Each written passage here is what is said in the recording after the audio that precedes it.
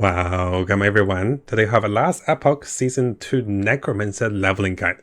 In this video, I want to demonstrate to you guys my latest Necromancer for Season 2 of Last Epoch, and looking behind me, I have just made it to the endgame with a Monolith, and the particular build and also setup is pretty wonderful. Now, of course, I am quite glass cannon, but you can see we do quite decent damage. So after getting to the endgame around level 57, level 58, you can see my minions and I are one-shotting pretty much everything on the map.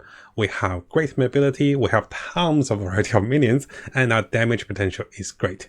So, in this video, my focus and also demonstration for this video is to showcase the build of Necromancer, but mostly I want to showcase to you guys what to do at the very start of the game when you start Necromancer with Act 1, what to do with Necromancer on Act 2, and against different bosses, what are the skills you can use, and then follow through the Act 3 all the way to the end game with different bosses, and what are the skill combinations. You can see that I have also made a draft loot filter for the Necromancer as I'm leveling, and I go through some of the essential gears and also crafting and also certain unique items which can help you along the way for the leveling Necromancer. Together with a combination of spells, I'm really liking my rogues. Yes, surprisingly, I'm using my rogue skeletons and they are doing a lot of damage in the early game and they are quite powerful when you get them correctly. So let's go through this video one step at a time. Now, of course, guys, if you go through the links below, you can see also my imported character of my Necromancer. Those are the early game items I found along the way during the campaign. I have also purchased one belt in the game, but that is all. Everything else I have found them myself. I'll briefly go through with you guys what are the plans for the future levels and what are the best combination of skills that can help you get through the early game and pretty much one-shot all the boss or melting all the bosses within a few seconds with this fast leveling Necromancer. So coming over to a replay, you can see the Act 1 boss over here. We are using Skeleton Warriors and also the Wandering Spirits as the main source of damage. And also over here, I have used Rip Blood for additional life recovery, and the rest of the spells are just pretty standard. And you can see at the early starting levels, the Necromancer is not going to do the highest damage, but once you get the red stats of the gears, you will stack up even high damage. Once you get to Act 2, you can see the Necromancer units and also the summoning units start to work up. So my priorities of units on Act 2 is going to be my skeleton minions that are summoned and also the wrath spirits. So let's come over to the builder's guide. I think that may be the easiest way around. So you can see the first summoning minions I have are the skeleton warriors. In order to get the skeleton warriors going, or the skeleton minions, summoning skeletons, I opt over here for one additional skeleton, and then I opt over here for one additional skeleton to be summoned, and then I opt over here for one additional skeleton. So all of a sudden you can summon 3 additional skeletons. Later on, I took away those points to go for more points into the skeleton rogue. Now, in terms of the summoning wrath, I went all the way over here for additional wrath to be summoned, and I am spamming up to 8 different wrath as I fight monsters. Now, it is optional, guys, to go with the flame wrath, but I do find them that although they do some decent damage, but once you start to scale with melee damage, it seems like the range casting wrath is not scaling with my current setup as much as I wanted. And what I later on did was I went for critical chance, critical damage for my wrath over here. Now, during this time, I do want to come over to my passives, and you can see that with my passives, I did go with Blood Aura that increases our minions damage, but I also decided to come over here with the Internal Revenant. So this is a little gimmicky mechanics I played in the early game, so I purposely left my character's health for below 50%, and then all of a sudden I would acquire this additional Revenant that has 300% life and also 300% damage scaling in the early game, which was quite powerful. So just to show you guys a demonstration over here, you can see that I purposely let my life fall below 50, almost died over here, and then all of a sudden I have a wrath on top of the screen, and this wrath really melted down the boss in the early levels because I can purposely lower my life, and then by doing so, my skeleton minions together with the 300% scaling wrath is doing some pretty hefty damage in the early game. But of course, later on, it is not as important, but you can see I maintain this point just for some additional skeleton summons and also for some bonus damage against the boss. You can see over here, it gets summoned and then we do a lot more damage. Now, as we progress through the acts, what you're going to find, and as we go through the gears, you're going to find that my damage really goes up. And yes, I'll showcase this entire replay to you guys to have a look to see different boss progressions and also how the damage scaling works. So this is against the sea god, the Logan. And this one, you can see that we killed it really fast. I did skip the mid-phase animation, but you can see against the boss, it is within a few seconds. So what is the trick afterwards? Let's come over to my gear choices. So in the early games, it is hard to find the right gears. And we'll talk about how to find gears very soon. So what I'm looking for all my gears is going to be plus rank of skeletons or minion damage on the chest and minion damage on any piece of the gear I can find. It is easy to find minion damage together with minion life. That is perfect. And you can also try to craft those. Now you can see there are some uniques or set items that can be found in the game. If you don't have them, don't stress out too much. The bigger focus is to find minion damage on pretty much all of your gears, as you guys can see over here. You can also find some minion damage if you're lucky onto your idols and also onto those bigger idols, but those are also not necessary. One of the biggest sources of bonus damage I found was flat minion damage over here on any of the two-handed weapons, and that was the biggest scaling in the early game. You can see there are weapon defaults with 36 bonus minion damage. There are also weapons that can roll with flat minion damage, and here this is a two-handed sword I used for a long time with plus 30 minion damage. Now, of course, if you do find a unique minion weapon that can scale towards range and also bow minions by additional damage, and this one also scales with melee minions. So I decided to go with melee minions, and one of the reasons for this is that I can not only get the 117% minion bonus melee damage, 3 flat lightning damage, we can also scale up to 42 of the fire, cold, or lightning damage over here just because of the set item. I did find 2 of those set items throughout my gameplay in the story mode, and the final item was purchased through the Merchant Guild. So once you have reached over to the Divine Era and have access to the browser, I have opted for the Merchant Guild, and this is the way I was able to purchase the final piece of the gears. So if you guys are looking for a glass cannon setup, the initial 3 pieces really works well with my rogue setup. So coming over to the rogues. So what happens after we have progressed a little bit into the game? I have opted to remove all the archers out of the pool of minions, and here we have removed all of the skeleton warriors. This means that I can only summon skeleton rogues by coming over here. And those skeleton rogues can also scale with the 200% more damage increase. This is divided by the number of skeleton rogues that is on the party, so I try to reduce the skeleton rogues by halving them and giving them even more damage scaling.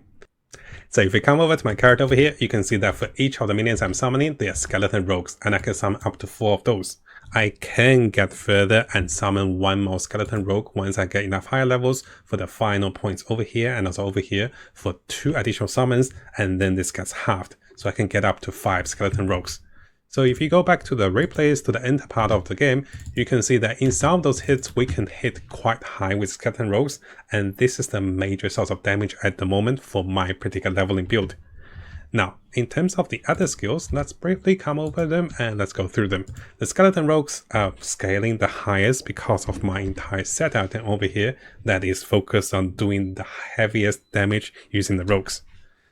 In terms of the rest of the setup, my summoning wards are here to do additional minion damage and also to crit and also to stay alive on the field, and I can summon up to 8 of those. In terms of my skeleton mages, their purpose is to do additional damage and also provide me with a utility with a blink. This is amazing throughout the game, and the blink range is massive, and this really compensates for the lack of movement speed I might have, and this lets me to travel across the map together with the ability to teleport all the minions next to me, which is actually incredible. I also went over here for additional minion summons for additional mages. One of the ways I was buffing my minions is coming with the Red Shade. This provides us with a lot of bonus damage, bonus attack speed, bonus casting speed, and also additional bonus damage, even higher flat damage over here. And this can be adjusted to the character, so our main character can also benefit. What I like to do is, for the Dread Spirit, I like to cast this one on my Bone Golem, and if I click onto the Bone Golem, notice the Bone Golem now has an aura that is casting around my minions that provides me with a buff. So in order to do this, I had to come over to this point, and then this allows me to no longer draw health from the minions.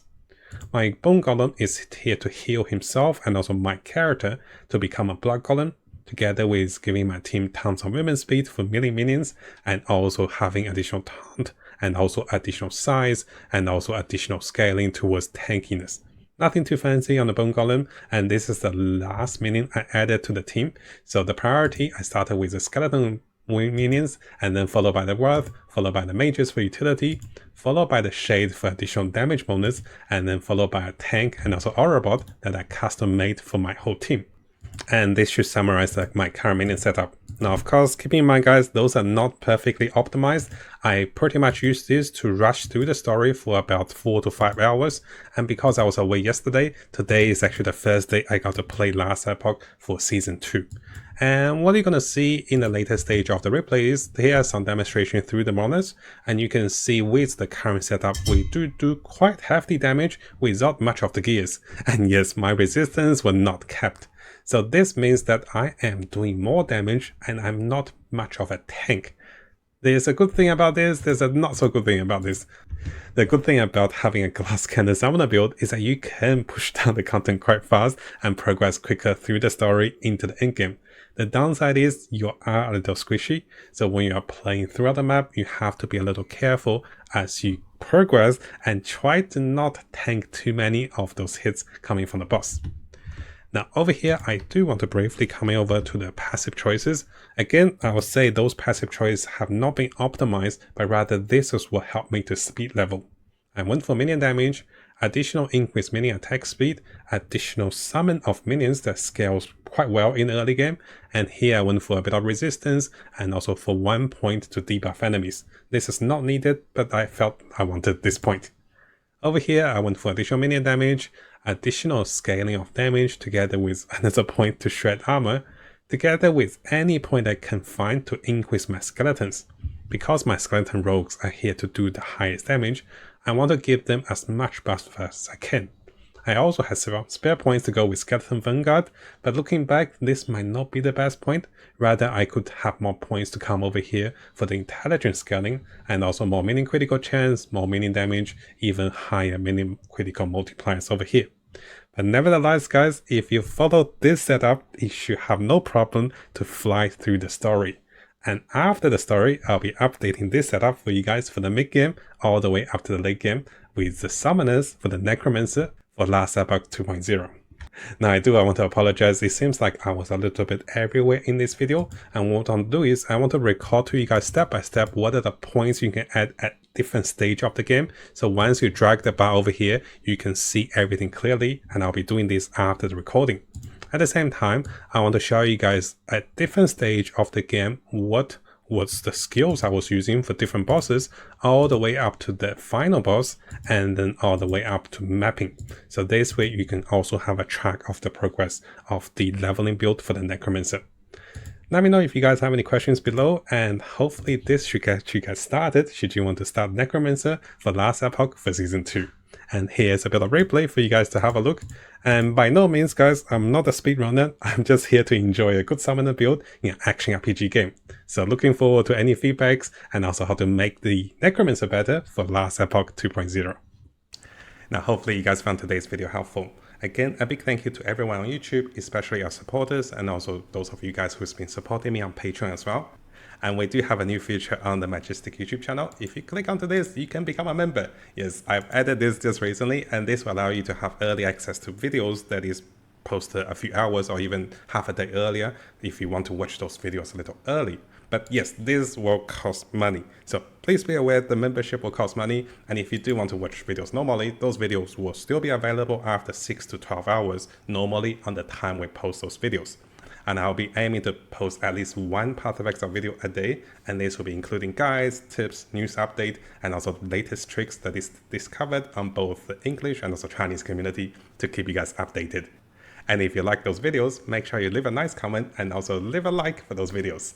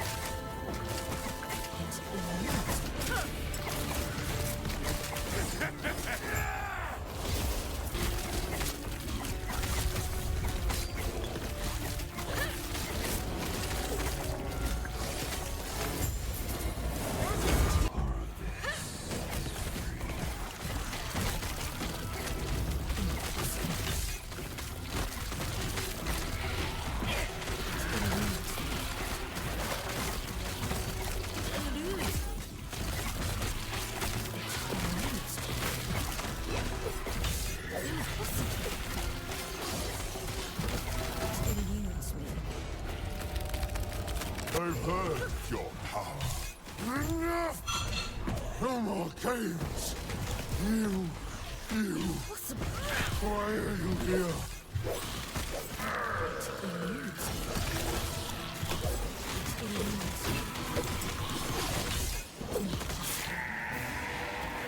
Now's our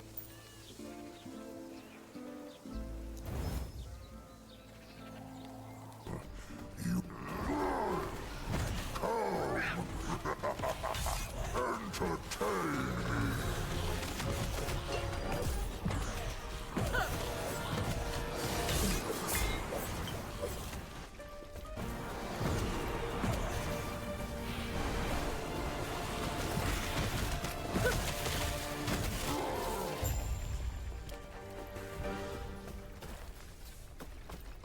Enough!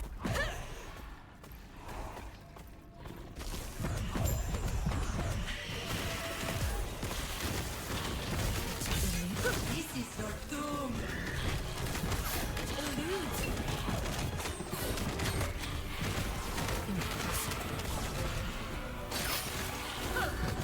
Impossible. This is your doom. Elude. Impossible.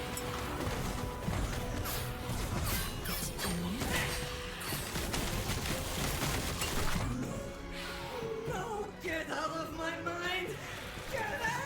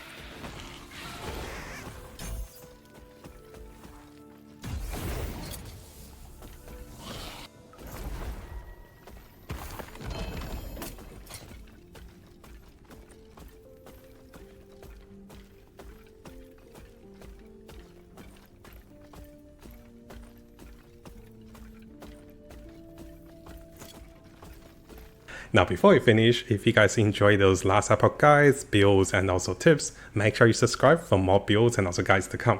And all of the notes will be available in the links below. I have collected tons of notes for last epoch as we make more guides, and links will be available for you guys to have a look and also, just to read up on the things we talk about in the video. So yes, please subscribe and also stay tuned for a lot more Last Epoch content. And if you guys have any tips, any advice on the game, I'm still quite new to the game, so feel free to let me know in the game or in Discord so we can be learning together with you guys with more experience.